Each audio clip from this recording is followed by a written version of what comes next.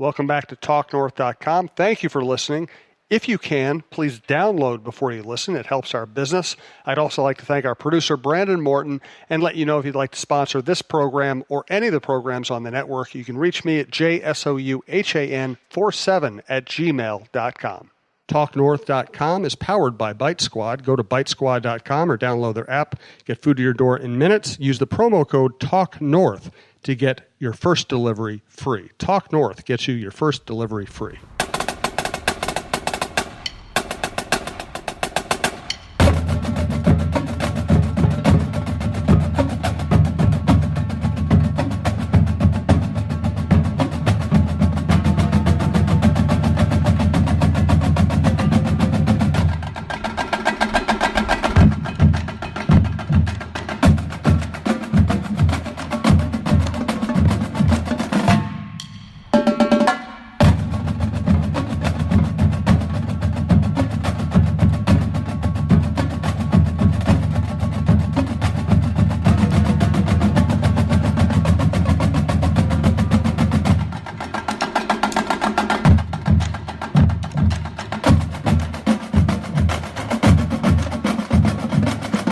Preps Today with John Millea is brought to you by Gourmet Parlor Pizza out of Royalton, Minnesota, the one-stop shopping place for your fundraisers or just good pizza. We'll tell you all about their business a little bit later. Also, want to welcome Bite Squad as a sponsor of the TalkNorth.com podcast network.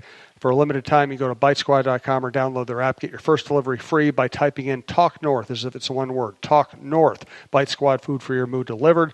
Let's start, John Millea, by the way, by way of introduction, the prep guru and writer at mshsl.org, writes John's journal there, a veteran of many high school seasons who drives all over the state in his logoed Toyota, which has become very familiar to high school fans all over the state. I'm Jim Suhan from the Star Tribune. This is our prep show at TalkNorth.com. Thanks to Brandon Morton, our producer. If you'd like to sponsor the program, reach people all across the state, you can reach me at jsouhan47@gmail.com. Also, if you're going to listen to the podcast, this or any of the others on the network, please download.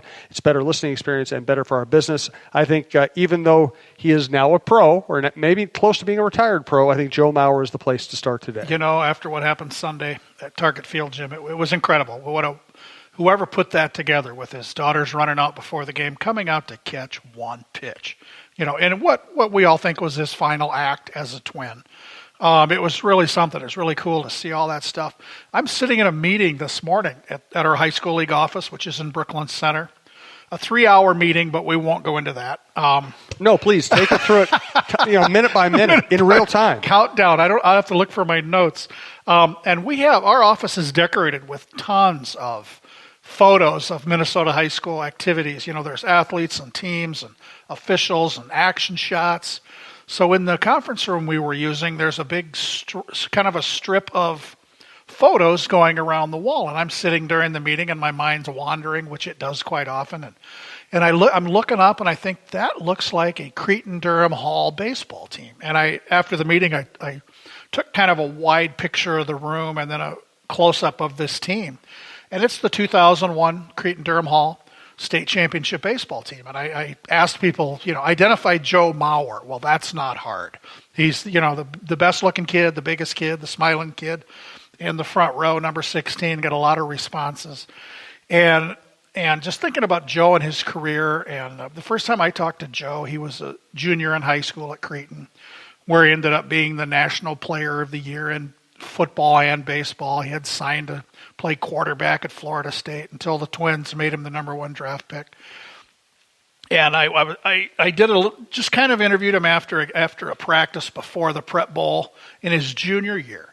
They were practicing at the Augsburg Dome, and they just didn't have a lot of time. They had to get back on the bus. I just chatted with Joe for a minute, and I said, hey, can I give you a call? So I got the home phone number.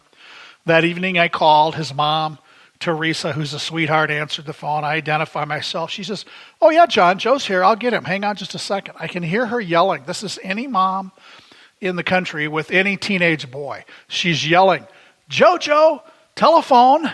She said he's up in his room. I'm sure he's asleep. It's 6:30 at night. Joe, telephone. And Joe came down and we chatted on the phone. So I wrote a story, kind of a profile of Joe before the 1999 Prep Bowl. And at that point, people were saying he may be as good a quarterback as Chris Winkie and Steve Walsh, big-time quarterbacks to come out of Cretin. And if he had chosen football, I think he probably would have been. But I went back through, found a story I wrote in 1999, but previewing the Prep Bowl, this profile of this 11th grader at Cretin Durham Hall, and I asked him about, he'd heard the comparisons. Of course he had. And Paul Molitor, was a Cretin grad. And I asked him about that, and the quote I pulled out of the story this morning, I tweeted it, and I said, this reply was 100% Joe. He said, we have the chance to make history for our school. I'd asked him about personal comparisons to previous great quarterbacks at his school. And he's talked about we and our. I mean, and that's Joe. Joe's never going to shine the spotlight on himself. That's the same thing today. All you guys who cover baseball, Joe's not the go-to guy for interviews afterwards. I was joking before he came out for his, he talked at his locker before the game. After the game, the PR staff knew that it was going to be a crush, and they said, hey, let's just move him don't read anything into this, but let's just move him to the interview room and have it be more civilized. I'm like, thank you for doing that. I appreciate it. And we're all sitting in there, 100 of us, waiting for Joe to come in and talk. And, of course, I turn to the crowd of reporters and give them the classic Joe Mauer line, which is he'll emerge from the back room after an hour and go, oh, geez, did you guys want to talk to me? Typical. Perfect. That's Joe. So, yeah, we've all been thinking about Joe and how lucky we are to watch Joe throughout his major league career. And those of us who first saw him in, 10th grade, 11th grade, just great memories. I asked Joe one time in the Twins clubhouse at the Metrodome. I popped over there. I was doing a kind of a football season preview story about the mood and what it's like at Friday night football games. And I just asked Joe, I said, well, what do you remember when you think about your days playing high school football? What do you remember? And by this time, after the baseball season, he wasn't married at this point. He would go to Florida, spend the fall and the winter. And he said, well, in Florida, I like to go to high school football games just for that atmosphere. And then as far as Cretin games, he didn't talk about winning. He didn't talk about throwing touchdown passes. He said, when we were out there warming up and the band was playing, that's what I remember. The lights getting brighter as the sun goes down, the band playing, just that atmosphere. Never about him, never about what he did or even team accomplishments. He just talked about the atmosphere, warming up and listening to the band. So, yeah, he's remarkable. That's really cool. Yeah. And I thought it was a great day. I thought the team, his team, the behind the scenes people really made it happen. Yeah. His family and the White Sox all contributed to a great day. It was fantastic. Now, if Joe messes up and comes back next year, everybody who is at the ballpark Sunday is going to say, "Oh." I told him he's not allowed to. So I think we have it. I think it's handled. I think so. I think you took care of it, Jim. Exactly. Yeah, it was tremendous. It was. Road trip to remember. Yeah, I took a big road trip over the weekend. I left at noon on Friday. I got home about 5 or 6 p.m. on Saturday. So I was gone 29 hours. I drove 587 miles with stops in Bemidji, Grand Rapids, and Mountain Iron. This was one of the big outstate swings. Probably as much fun as I've ever had back-to-back-to-back stops. So first stop is Bemidji for the Brainerd-Bemidji football game. I'd never been to any sporting event in Bemidji. I'd driven through town, had lunch with my wife, saw Paul Bunyan and Babe the Blue Ox at Paul Bunyan Park on the shore of the lake there. So I was familiar with it, and the Bemidji Lumberjacks play their home games at Chet Anderson Stadium, which great is nickname, by the way. Bemidji State's football stadium.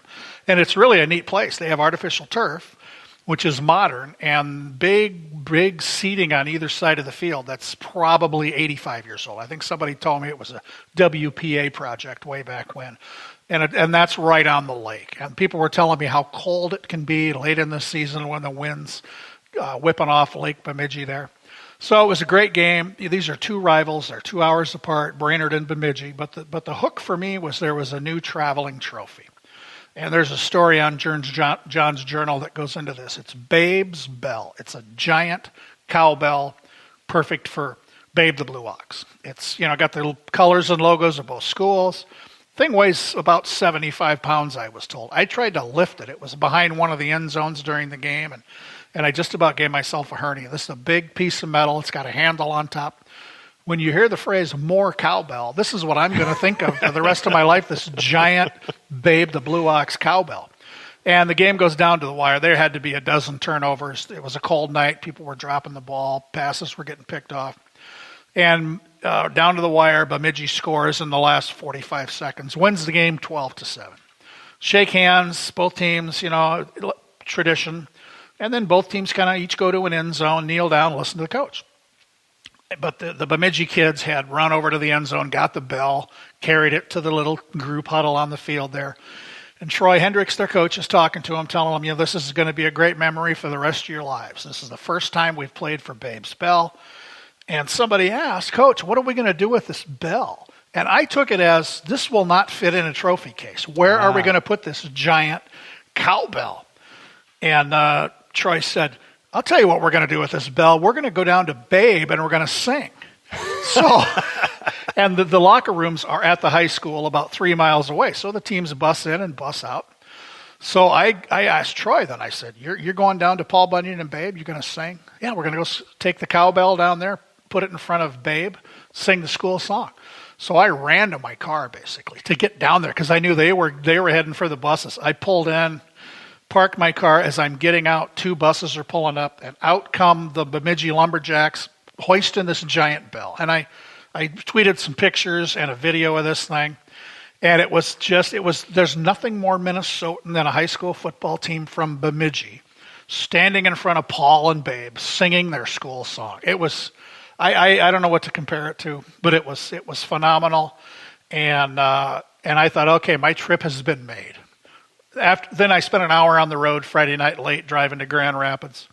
And the event Saturday morning was Victory Day in Grand Rapids. This is the 5th year the football program has done that. Greg Spahn is the coach.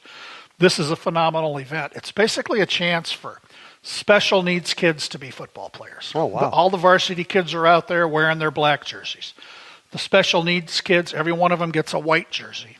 They're all Grand Rapids Thunderhawks for the morning. They do drills with them. These kids are popping pads and knocking down the varsity guys. They're kicking field goals. They're throwing the ball. They're catching the ball. And if the marching band hadn't been at a competition in Iowa, the marching band would have been there. I've been to this before. The cheerleaders are there, and they had a guy up in the press box as the PA. So after they do rounds of drills, everybody gets to do each station of drills. Now they introduce the Thunderhawks starting lineup. So the football team and the cheerleaders basically form a tunnel. And each of these kids wearing the white jerseys has their name announced. They're running through, high-fiving on both sides, just the biggest smiles. And then they let these kids carry the ball, 20, 30 yards into the end zone for a touchdown. As the varsity kids are attempting to tackle them, none of them made a tackle. Not once did they bring anybody down. They got to practice more. So the white jersey kids are scoring touchdowns. The varsity kids surround them in the end zone, start chanting, spike the ball, spike the ball. They spike the ball. Everybody just screams. Some of the little bitty kids got to lift it up on shoulders. And the PA guy is calling the action. It was so neat. I just think that was as spectacular as Babe's Bell was. Victory Day was equally as great. And I did find out after I got home that down south in Stewartville, they had their first annual, a similar event. They called it Tiger Stars. The same thing. Kids who would never get the chance to be football players can come out for the morning and just be football players and be part of the team. It's the greatest thing. And then I was going to come home from Grand Rapids, about lunchtime, but I realized there was a noon game in Mountain Iron.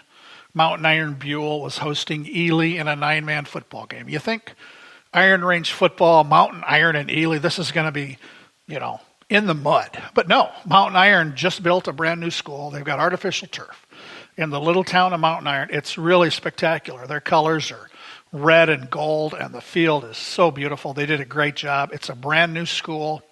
So I didn't stick around for the whole game. I left at halftime, but really a neat place. And what I haven't written about this or tweeted about it. I was kind of amazed at, happily.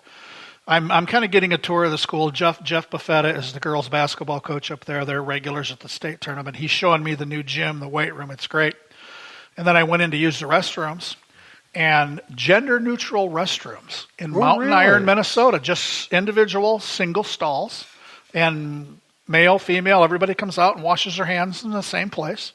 And I thought that is pretty awesome in Mountain Iron up on the Iron Range. So I can't say enough thanks to everybody up there in Bemidji, Grand Rapids, and Mountain Iron, and my friends from Brainerd. It was really nice seeing everybody. I did wear long underwear because it was a little cold. We had a few snowflakes.